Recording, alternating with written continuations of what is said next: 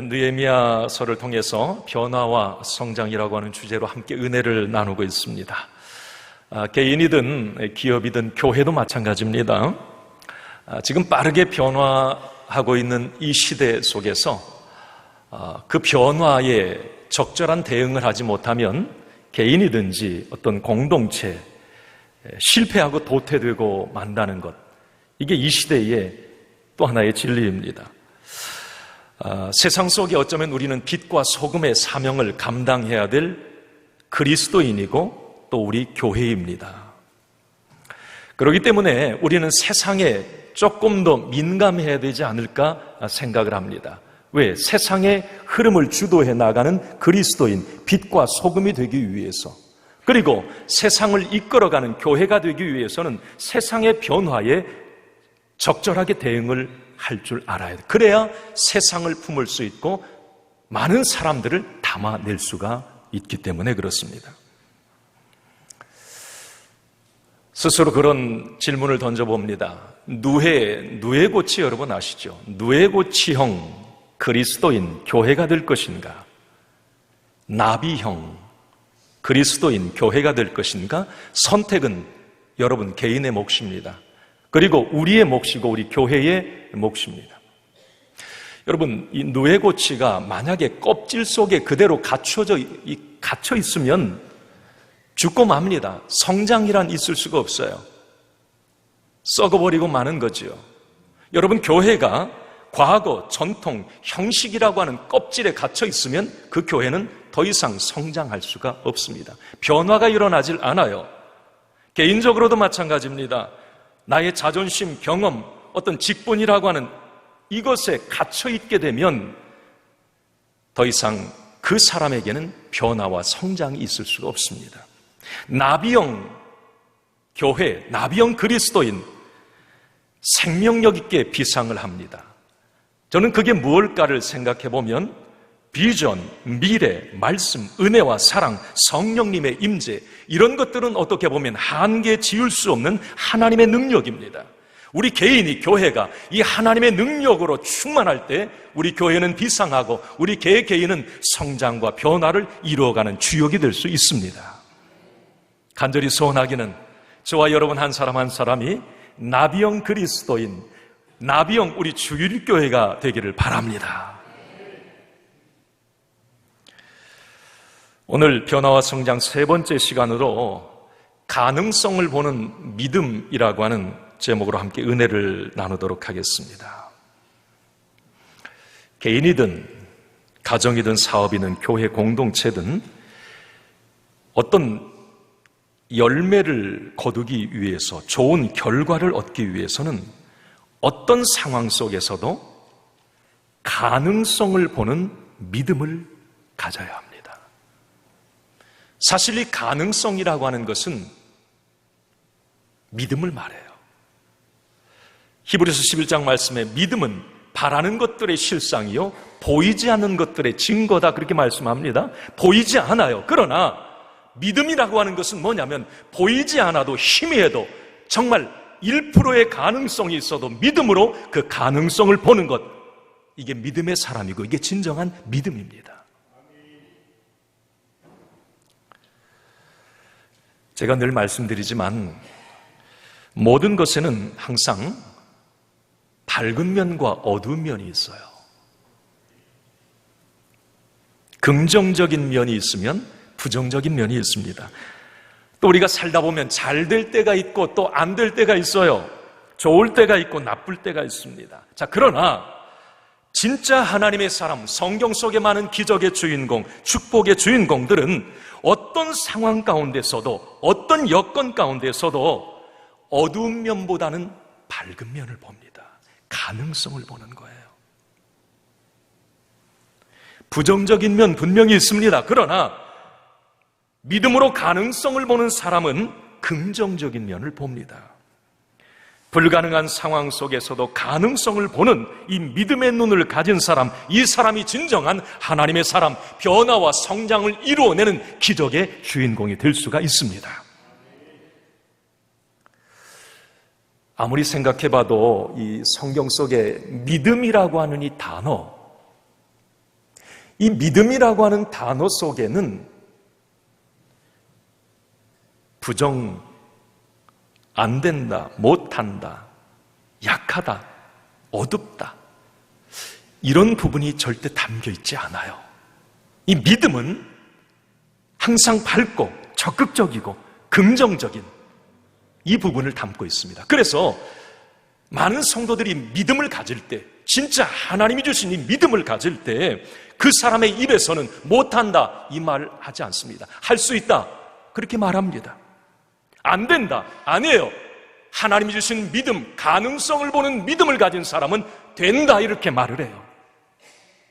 죽겠다, 못 살겠다, 아니에요. 살겠다, 희망이 있다 이렇게 말을 합니다.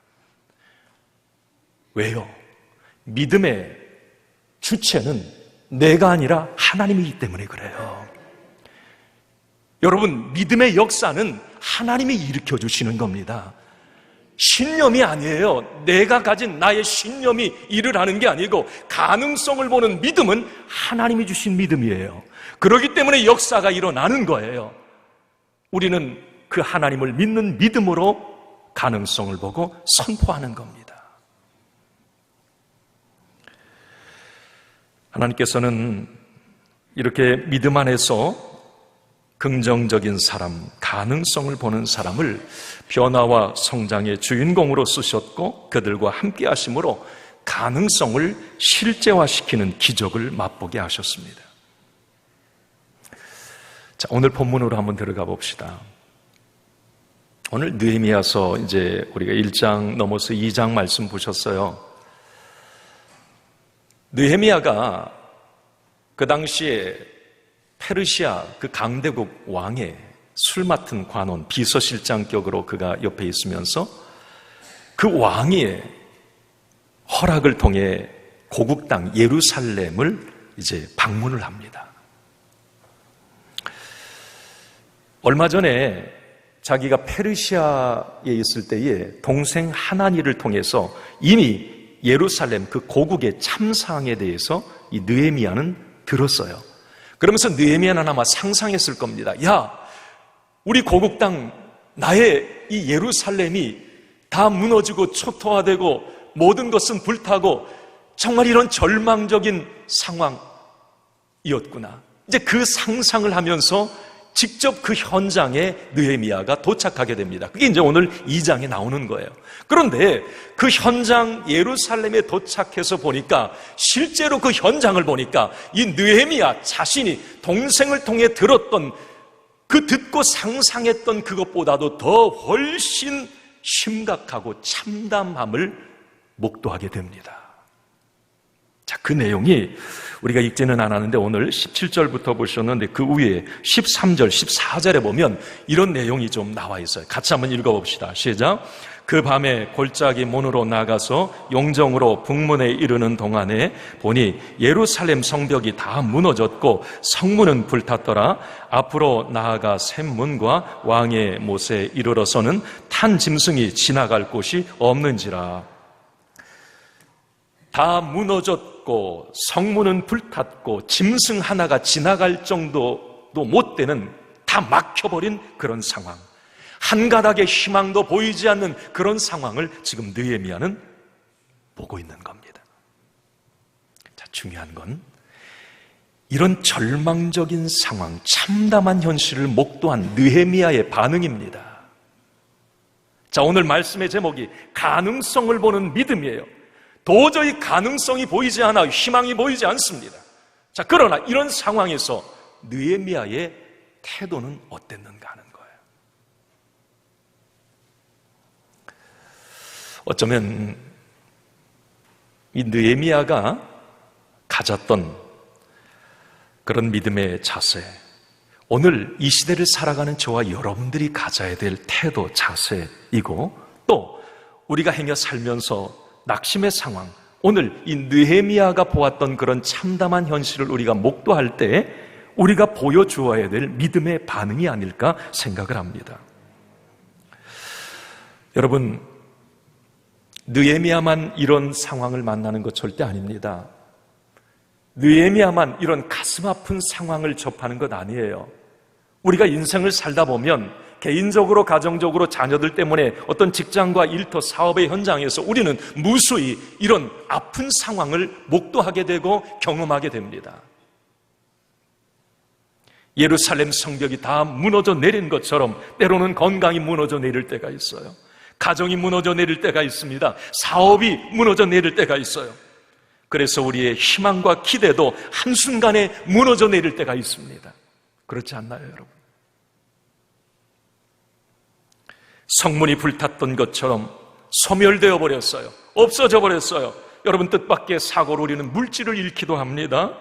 가족을 잃기도 하고 건강을 잃기도 합니다. 소멸되어 버리는 거예요. 이런 일들을 우리 경험합니다. 살면서 모든 길이 다 막혀버렸습니다. 시온의 대로 같을 줄 알았던 우리의 인생이 막힐 때가 있어요. 사면초가의 상황 놓일 때 있습니다. 취업이 막히고 직장이 막히고 사업 관계의 길이 막혀버릴 때가 있죠. 자, 그러면 이런 상황에서 우리는 어떻게 해야 할까? 이 느헤미야는 이런 사면초가의 상황을 어떻게 이겨냈을까? 새로운 이제 2020년 변화와 성장을 향해 나아가는 저와 여러분, 오늘 이 말씀을 통해 영적 승리의 비밀을 깨닫길 간절히 소원합니다. 자, 여러분, 중요한 영적 승리의 비밀, 변화와 성장을 이루어가기 위해서 우리는 이렇게 해야 합니다. 믿음의 눈을 들어서 가능성을 바라보아야 합니다. 다시 말하면 하나님의 시야, 하나님의 눈높이를 가지고 그 현실을 바라볼 수 있어야 합니다. 자, 여러분, 오늘 17절 본문 18절 한번 같이 이어서 말씀을 읽겠습니다. 시작.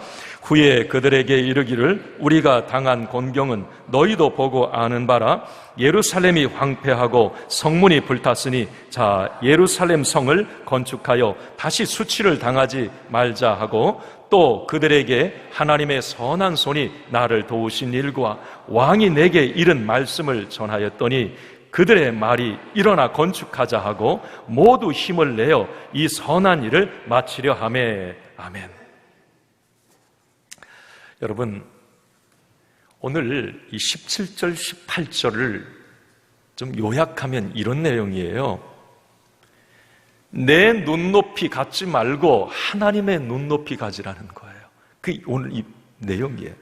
좀 더 쉽게 말씀을 드리겠습니다. 오늘 17절 말씀에 보니까 우리가 당한 공경, 예루살렘이 황폐하고 성문이 불타버렸어요.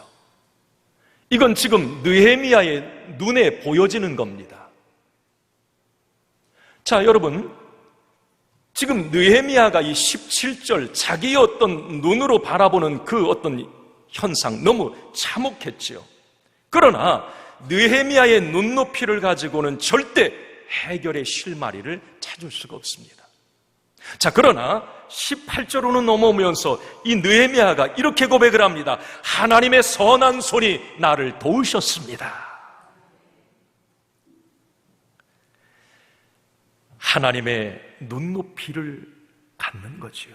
이 느헤미야는 지금 그 참상, 그 절망적인 무너져 내리고 막히고 소멸된 그런 상황에 놓여 있지만 그의 눈은 하나님을 바라보고 있어요. 하나님의 선한 손이 나를 도우셨습니다. 길이 보이고 희망이 보이는 거죠. 여러분, 우리가 어떤 어려운 상황을 만날 때, 여러분 힘들고 어려울 때 17절에 머물러 있으면 그 현상만 보는 눈을 가지면 죽습니다. 절망해요. 포기할 수밖에 없어요. 자, 그러나 우리는 그 상황 가운데 느헤미야가 가졌던 이 믿음의 눈을 가져야 될 줄을 믿습니다. 하나님의 눈높이라고 하는 거죠. 하나님이 나를 도우실 거라고 하는 이 믿음의 눈을 가지고 나아갈 때에 가능성은 현실이 되고 그 가능성은 우리에게 능력이, 축복이 된다고 하는 사실입니다. 여러분, 사람의 이 눈, 이 육신의 눈을 얘기하는 건 아닙니다. 자기가 보는 게 있어요. 어떤 자기 경험, 지식, 여러 가지. 그러나 이 사람의 어떤 육안이나 지안만을 가지고는 많은 한계를 우리는 느낄 수밖에 없습니다. 이 사람의 눈은 자기를 어떤 뛰어넘는 또 다른 것을 절대 보지 못해요. 그래서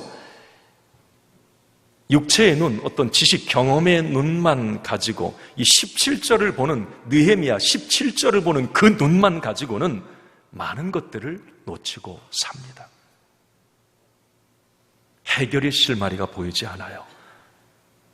해답이 보이지 않습니다. 자, 그러나 오늘 18절의 이 상황, 느헤미야가 하나님의 눈, 영의 눈을 가졌을 때 그는 자신의 한계를 뛰어넘는 그런 놀라운 하나님의 역사, 하나님의 능력의 손을 그는 보게 되었던 겁니다.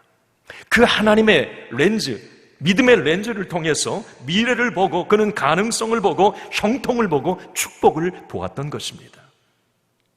이 영의 눈, 믿음의 눈이 있어야 그래서 우리는 무너짐에서, 약함에서 다시 일어설 수가 있습니다. 성경에서 한계를 뛰어넘어 변화와 성장을 이루었던 많은 축복의 주인공들은 하나같이 이렇게 영의 눈, 하나님의 눈을 가지고 세상을 바라보고 문제를 바라보고 환경을 바라보았습니다. 오늘 본문의 느헤미야도 육신의 눈을 뛰어넘어 믿음의 눈으로 하나님의 시각으로 우리가 당한 곤경을 바라보았고 폐허가 된 예루살렘을 바라보았던 것입니다. 여기에서 느헤미야는 다시 한번 희망을 보고 다시 세워질 예루살렘의 성벽을 보고 민족의 희망찬 미래를 볼 수 있었던 것입니다. 사랑하는 성도 여러분, 하나님의 눈을 갖길 바랍니다. 믿음의 눈을 갖길 바랍니다. 여러분들의 영안이 열려지길 바랍니다. 이 눈이 있어야 우리는 어려움과 문제와 어떤 상황도 돌파해 나갈 수가 있습니다. 한번 따라합시다. 주여, 믿음의 눈을 열어주옵소서. 그렇습니다. 주여, 하나님의 눈높이를 갖게 하여 주옵소서. 나의 믿음의 눈을 열어주시옵소서. 이 눈이 있어야 내가 다시 일어설 수 있습니다. 이 믿음의 눈이 있어야 내가 미래를 바라볼 수 있습니다. 이 믿음의 눈이 있어야 가능성을 실제화시킬 수 있습니다. 주여, 나에게 이 믿음의 눈을 열어주시옵소서. 느헤미야는 이 믿음의 눈을 가지고 예루살렘을 다시 재건했습니다. 아무것도 없었어요. 절망의 상황입니다. 1%의 가능성도 보이지 않아요. 오늘 말씀해 보면. 그러나 하나님이 나를 도우셨습니다. 하나님이 나와 함께 하십니다. 하나님이 나의 미래를 열어주실 것입니다. 이 믿음의 눈을 가지고 나아갈 때 하나님이 역사하셨어요. 하나님이 이루게 하셨습니다. 이런 놀라운 결론이 저와 여러분들에게 되기를 간절히 소원합니다. 여러분, 우리는 절대 영적 근시가 난시가 되어서는 안 돼요. 영의 시력이 좋아야 됩니다. 이건 자꾸 훈련해야 돼요. 이 믿음의 눈을 갖는다고 하는 건 그냥 하루아침에 가만히 있는데 믿음의 눈이 열리는 게 아니에요. 끊임없는 기도와 말씀을 통해서 우리는 영적 시력이 좋아질 수 있는 거죠. 이 몽골 사람들 예전에 이제 몽골에 세 차례 이렇게 세미나 인도 때문에 갔었습니다. 그 선교사님과 이야기할 때 그런 얘기를 해요. 몽골 사람들은 시력이 참 좋대요. 이 몽골 같은 경우는 이 드넓은 어떤 초원이 많아요. 그냥 끝도 보이지 않아요. 이 멀리 보는 그 훈련이 많이 되어 있대요. 그래서 대부분 시력이 뭐 2.5, 우리는 상상이 안 되잖아요. 시력이 좋은 사람 3, 4 이렇게 또한 독수리보다 더 좋은 거예요. 야, 난 놀랬어요. 눈이 그렇게 좋대. 안경 쓴 사람이 별로 없어요. 이 멀리 보는 그 훈련이 되어 있는 거예요. 자기 앞에 어떤 그것만 보는 게 아니고. 요즘은 우리가 보면 안경 쓴 분들이 여기도 많잖아요. 한 40%, 50% 가까이 된대요. 그런데 그런 보고도 있더라고요. 제주도 사람들은 안경 쓰는 비율이 5% 미만이래요. 왜 그러냐면 이 바다가 펼쳐져 있고 이 대지가 있기 때문에 멀리 보는 이 훈련이 많이 돼 있다는 거예요. 제가 왜 이런 말씀을 드리느냐면, 우리 믿음의 사람들은 영적 시력, 이 영의 눈, 믿음의 눈이 좋아지기 위해서는 자꾸 하나님을 바라보는 훈련을 해야 돼요. 자꾸 하나님을 바라보는. 내가 당한 곤경만, 어떤 현실에 보여지는 그 육의 눈을 가지고 자꾸 그것만을 보면 여러분 막혀버리는 거죠. 영의 눈이 흐려져 버리는 거예요. 여러분, 우리가 눈을 들어 주를 보고 눈을 들어 우리 주님께 초점을 맞추고 우리 주님을 바라볼 때에 나의 눈높이가 하나님의 눈높이가 됩니다. 나의 시야는 하나님의 시야가 되는 것이에요. 자, 그렇다면 구체적으로 우리가 하나님의 눈높이를 갖게 되면 어떤 일이 일어날까? 여러분, 믿음의 눈을 가지면 어떤 일이 일어날까? 오늘 느헤미야가 믿음의 눈을 가졌을 때 그에게 어떤 일이 일어났을까? 여러분, 기대가 되지 않습니까? 오늘 20절 말씀을 한번 같이 봅시다. 자, 이겁니다. 시작. 내가 그들에게 대답하여 이르되 하늘의 하나님이 우리를 형통하게 하시리니 그의 종들인 그가 일어나 건축하려니와 오직 너희에게는 예루살렘에서 아무 기업도 없고 권리도 없고 기억되는 바도 없다 하였느니라. 아멘. 자, 여러분 여기 보세요.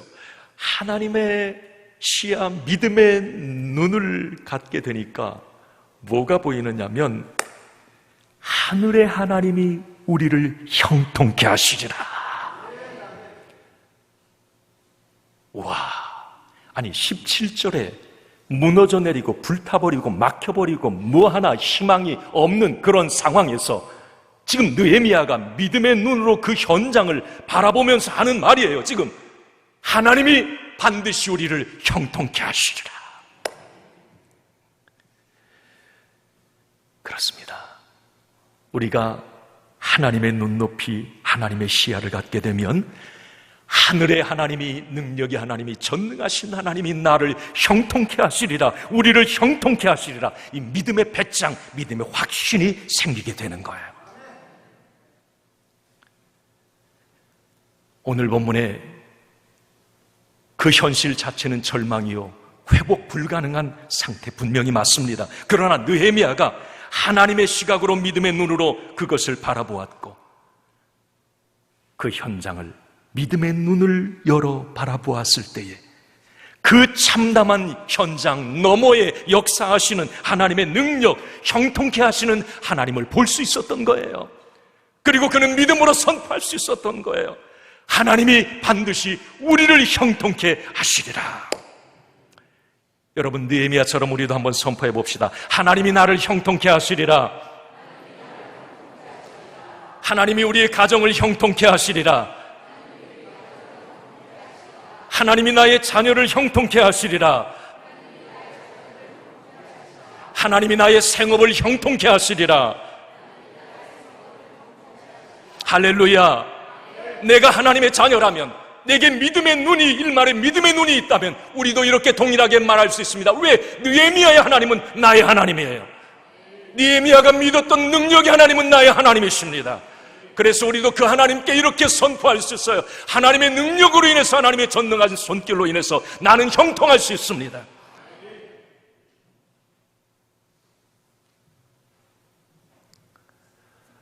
여러분, 저와 여러분들에게 이 믿음이 있었으면 좋겠어요. 지금 혹시 어렵고 주님 가능성이 보이지 않아요, 지금 희망이 없어요, 지금 무너졌고 지금 막혔어요, 이런 상황이 계시다면 주여, 나에게 믿음의 눈을 열어주셔서 나에게도 주님, 내 입술을 통해서 믿음으로 주님이 나와 함께 하심으로 나는 형통케 됩니다. 하나님이 열어주실 것입니다. 이 믿음을 저와 여러분들이 갖길 원해요. 무슨 일을 만나든지 만사형통하리라. 무슨 일을 만나든지 만사형통하리라. 여러분, 만사형통한다는 게 무슨 세상의 기복을 얘기하는 게 아니에요. 이건 나의 고백이 아니라 하나님이 나와 함께 하시기 때문에 나에게는 그런 믿음이 있다는 거예요. 내게는 그런 믿음이 있다. 여러분, 우리의 하나님이 나를 형통케 하신다고 하는 이 확신의 근거, 이 배짱의 근거는 어디에 있습니까? 아까 우리 읽었습니다만 18절 그 상반절에 하나님의 선한 손이 나를 도우신 일. 느헤미야는 아마 그랬을 거예요. 아무리 생각해봐도 지금 자기가 여기에 서 있는 것은 하나님의 손길이 아니고는 도저히 불가능한 일이었음을 느헤미야 자기 자신이 잘 알아요. 한번 예를 들어보면 식민지 노예 출신 느헤미야입니다. 그러나 그가 강대국 페르시아, 바벨론에서 페르시아로 나라가 이 주도권이 바뀌어버렸어요. 그런데 그 페르시아의 요직에 올랐다? 이건 상상이 안 되는 거예요. 느헤미야는 아무리 생각해봐도 하나님이 자기를 존귀케 올리신 것을 깨닫게 되는 겁니다. 또 이 주석에 보니까 이런 해석도 있어요. 당시에 페르시아의 고위 관직자가 되면 절대 이방, 자기 고향 땅을 가지 못한다는 거예요. 그런데 어떻게 됐어요? 이 느헤미야는 왕의 허락을 받아서 그 예루살렘 고국에 돌아오게 됩니다. 총독이 되어서. 이 모든 일, 그리고 왕이 허락을 했을 뿐만이 아니라 사람을 붙여주고 예루살렘 성벽을 건축할 어떤 이 제목들을 다 허락해주고, 여러분 이거 상상이 안 되는 거예요. 느헤미야는 아무리 생각해봐도 지금 자기가 고국 땅에 어떤 총리로 지금 와가지고 서 있는 이 자체가 기적인 거예요. 이건 하나님이 하실 수밖에 없는 거예요. 왕의 마음을 움직이시고 사람의 마음을 움직이시고 환경을 열어주셔서 하나님이 보내신 것밖에 안 되는 거예요. 그래서 오늘 느헤미야는 오늘 18절 말씀에 하나님의 선하신 손이 나를 과거에도 도우셨습니다. 그러니까 하나님의 선하신 손은 미래에도 나를 도우실 것입니다. 이 믿음의 근거, 지금 하나님이 반드시 나를 형통케 하시리라, 이 근거는 과거에도 역사하셨던 하나님이 미래에도 역사하실 것이고 도와주실 거라는 거예요. 이 믿음. 여러분, 이렇게 하나님의 사람들은 어떤 상황 가운데서도 하나님의 눈높이, 하나님의 시야를 가지고 가능성을 봐요. 여러분 축복합니다. 믿음의 눈으로 형통의 가능성을 보기를 바랍니다. 믿음의 눈으로 축복의 가능성을 보기를 바랍니다. 오늘 여기 아프신 분이 계세요. 여러분, 하나님이 나와 함께 하심으로 믿음의 눈으로 건강의 가능성, 미래를 보시길 바랍니다. 하나님이 치유하시기를 간절히 축원합니다. 하나님의 선하신 손이 나를 도우실 것이다. 여러분, 오늘 다시 한번 여러분들에게 권면하고 싶은 것은 어떤 상황 우리가 만났을지라도 하나님의 선하신 손이 나를 형통케 하실 것을 바라보고 믿음의 가능성을 바라보는 저와 여러분 되기를 원합니다. 마지막, 여러분, 우리가 미래로 나아가기 위해서 기적의 주인공, 축복의 주인공, 변화와 성장의 주역이 되기 위해서 우리가 중요한 것 한 가지, 여러분, 어떠한 반대, 어떠한 어려움, 어떠한 위기, 어떠한 장애물에도 여러분 절대 포기하지 마시길 바랍니다. 여러분, 오늘 19절 보세요. 자, 이런 반대, 이런 장애물들이 있었어요. 19절 시작. 호론 사람 산발랏과 종이었던 암몬 사람 도비아와 아라비아 사람 게셈이 이 말을 듣고 우리를 업신여기고 우리를 비웃어 이르되 너희가 하는 일이 무엇이냐? 너희가 왕을 배반하고자 하느냐 하기로. 산발랏, 암몬 사람 도비아, 아라비아 사람 게셈. 참 이름도 산발랏, 도비아, 게셈, 장애물들이에요. 우리가 어떤 변화와 성장, 하나님의 형통의 사람, 축복의 주인공, 하나님의 멋진 사람이 되는 것, 그 방해물들, 산발랏, 도비아, 게셈, 이런 일들, 이런 장애물들이 우리에게 많이 있어요. 한번 옆에 분에게 이렇게 축복해 줄 때 여러분들은 아멘을 하세요. 자, 서로 그렇게 아멘 하시면 돼요. 어떤 일이 있어도 포기하지 마세요. 한번 옆에 분을 축복해 주세요. 시작.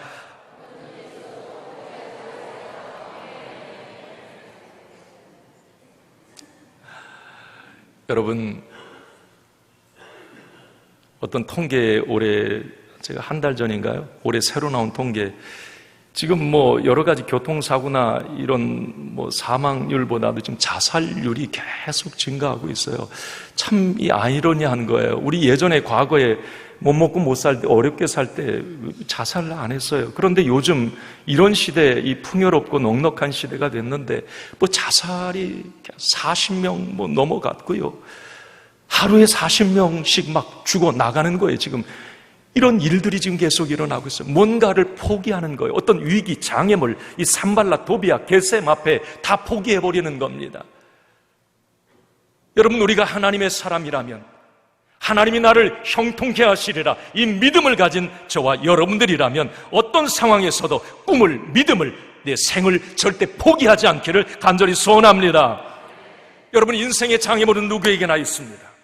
이 산발라, 도비아, 게셈, 이 장애물은 다 있다는 말이에요. 만약에 인생의 위기나 반대 장애물이 없다면 어쩌면 개인의 발전도 성숙도 있을 수가 없어요. 제가 이렇게 살면서 느끼는 것은 그 당시에 만났던 그 어려움과 문제는 죽도록 힘들었지만 그 상황을 믿음으로 돌파하고 기도하면서 이겨냈더니 정말 고난이 유익이 되게 하시고 그 어려운 위기가 기회가 되게 하시고 그 이전보다도 더 성숙과 성장을 이루게 하시는 이런 결론을 너무 많이 경험하게 됩니다. 그래서 우리 믿음의 사람들에게는 어쩌면 하나님을 믿는 이 믿음이 저와 여러분들에게 있다면 때로는 적절한 위기와 문제들이 우리를 더 복되게 하고 더 단단하게 하는 보화일 수도 있다는 생각을 가져보았습니다. 여러분, 목회하면서 느끼는 것은 이 산발라, 도비아, 게셈, 참 희한하게 말이죠. 교회적으로도 어떤 좋은 일을 해도 반대가 있고 비판이 있고 불평이 있다. 이걸 저는 너무 많이 알았습니다. 그러니까 교회가 부흥되고 교회가 잘 되는 일인데도 이 산발랏 역할을 하는 거예요. 도비아 역할을 하는 거예요. 게셈 역할을 하는 거예요. 아니, 교회가 미래를 향해, 예를 들면 변화와 성장, 어떤 2020 미래를 향해 교회가 건강해지고 하나님이 기뻐하시는 교회가 되어 나아가려고 하는데, 예를 들면 이 산발랏, 게셈, 도비아, 그래도 뒤에서 궁시렁거리고 뭐가 어째서 뭐가 어째서. 우리 교회 앞에서 일하시는 분들은 항상 이 부분을 놓치면 주의 일을 못해요. 그게 뭐냐면 주의 일을 하다 보면 조롱도 받고 미움도 받고 비난도 당합니다. 이거 꼭 잊지 마세요. 그래서 리더는 고독한 거예요. 그걸 혼자 이겨내야 되니까. 그런데 더더욱 감사한 것은 내가 주의 일을 하면서 하나님의 영광을 위해서 무언가를 해나갈 때 많은 장애물, 산발라, 도비아, 게셈의 어떤 상황을 만나면 나를 보면 안 돼요. 오늘 느헤미야처럼 그런 상황에 하나님의 도우심을 바라보고 하나님의 위로를 사모해야 돼요. 그래야 그 고독하고 어려운 상황을 돌파해 나갈 수가 있어요. 예. 느헤미야도 바로 지금 그러고 있어요. 누가 그에게 지금 힘이 되어준단 말입니까? 산발라, 도비아, 게셈 같은 동족 아니었습니까? 그들이 비난하고 안 돼, 못해, 비웃으며 업신여겼다 말을 합니다. 아니, 힘이 되어주어도 지금 될까 말까 한 상황 가운데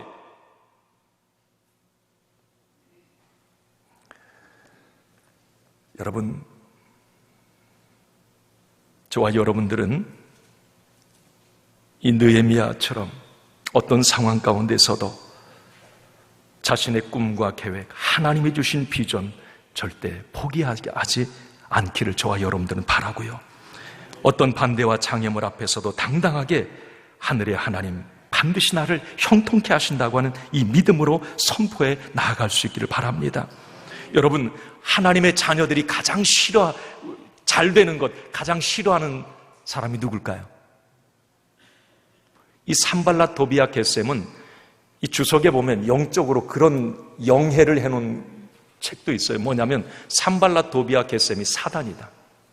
이 마귀 역할을 하는 것, 하나님의 교회가 세워지고 하나님의 성도가 복을 받는 것, 그 장애물 역할을 하는 게 성경에 보면 마귀예요. 사단입니다. 중상모략하고 참소한다고 그래요. 이 참소한다는 것은 상처를 주다, 염탐하다, 중상모략하다 이런 말이에요. 여러분, 제가 보니까 요한복음 10장 10절에 보면 도적이 오는, 이 도적은 사단, 마귀, 어둠의 영을 말하거든요. 이 도적이 오는 것은 죽이고 멸망시키려는 것뿐이요 그랬어요. 우리 믿음의 자녀들이 잘되고 형통하고 내가 형통케 되리라, 이 믿음에 위기를 주고 이 장애물 역할을 하는 게 누구냐? 산발랏 도비아 겟셈이라. 이 겟셈은, 산발랏 도비아는 우리의 삶에 늘 있다는 거지요. 여러분 기억하십시오. 이 사단은 직접 자신이 우리를 공격하지 않아요. 반드시 사람을 통해서 역사합니다. 하나님도 사람을 통해서 역사하지만 사단도 사람을 통해서 관계를 파괴하고 가정을 파괴하고 교회라고 하는 공동체를 허뭅니다. 여러분 기억하세요. 또한 하나님께 붙들리면 영생이요 축복이요 승리입니다. 사단에게 붙들리면 지옥이요 저주요 파멸입니다. 여러분 축복합니다. 하나님께 붙들리시길 바랍니다. 하나님께 쓰임받기를 바랍니다. 여러분 어디에서든지 산발랏 도비아 겟셈 장애물들 물론 이겨내야 되겠지만 내가 그런 주인공이 되어서는 절대 안 됩니다. 어디에서든지 여러분 허무는 자 되지 말고 세우는 자 되십시오. 어디에 있든지 트러블 메이커가 되지 말고 피스메이커가 되시기 바랍니다. 무엇을 하든지 부정적인 면 보기보다는 긍정적인 면을 보고 가능성을 보는 하나님의 사람 되기를 간절히 소원합니다. 이렇게 믿음의 노력을 하지 않으면 우리는 한순간 사단, 산발랏 도비아 겟셈에게 붙잡힐 수 있기 때문에 그렇습니다. 여러분 이제 말씀을 마칩니다. 하나님의 사람, 변화와 성장의 열매를 취하는 사람은 하나님의 시각으로 가능성을 보는 사람입니다. 나의 눈높이가 아니라 하나님의 눈높이로 세상을 보고 현실을 바라봅니다. 그리고 나아가서 하나님이 반드시 나를 형통케 하실 것이라고 하는 믿음을 가진 사람입니다. 또한 하나님의 사람은 변화와 성장의 주인공은 어떤 장애물과 반대 힘든 상황 속에서도 꺾이지 않고 포기하지 않는 사람입니다. 하나님의 선한 손이 나를 도우신다. 이 믿음으로 도비아, 겟셈, 산발랏의 장벽을 뚫고 나가는 사람입니다. 이런 믿음의 저력이 우리 주일교회에 또한 저와 여러분들에게 있기를 주님의 이름으로 축원합니다.